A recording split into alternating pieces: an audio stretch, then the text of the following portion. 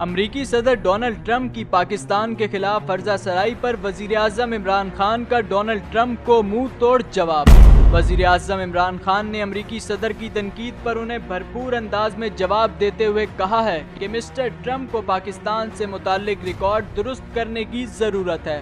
امریکہ اپنی ناکامیوں پر پاکستان کو قربانی کا بکرا نہ بنائے۔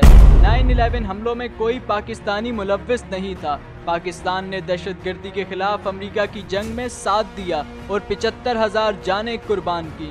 وزیر اعظم نے کہا کہ دہشت گردی کے خلاف جنگ میں پاکستانی معیشت کو 123 ارب ڈالر سے زائد کا نقصان ہوا اور امریکہ نے صرف 20 ارب ڈالرز امداد دی۔ ہمارے قبائلی علاقے تباہ ہوئے اور لاکھوں لوگوں کو اپنے گھروں سے محروم ہونا پڑا۔ اس جنگ کے تباہ اثرات عام پاکستانی پر پڑے۔ اس کے باوجود پاکستان نے امریکہ کو زمینی اور فضائی حدود بلا معاوضہ فراہم کی۔ وزیر اعظم نے امریکی صدر سے سوال کیا کہ کیا کسی اور اتحادی نے اس طرح کی قربانیاں دیں؟ افغانستان میں امریکہ کی ناکامی کی طرف نشاندہی کرتے ہوئے وزیر اعظم نے کہا کہ پاکستان کو قربانی کا بکرا بنانے کے بجائے امریکہ افغانستان میں ناکامیوں پر غور کرے کہ کیوں 1,40,000 نیٹو 2.5 لاکھ افغان فوج کے باوجود امریکہ جنگ نہ جیتا۔